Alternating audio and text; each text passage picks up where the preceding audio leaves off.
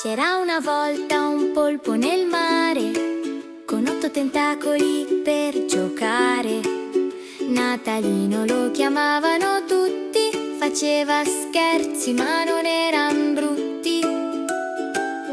Oh Natalino, polpo birichino, salta su e gioca, danza nel mare, corre le stelle, i pesci a far capriole, sotto l'albero luci e parole.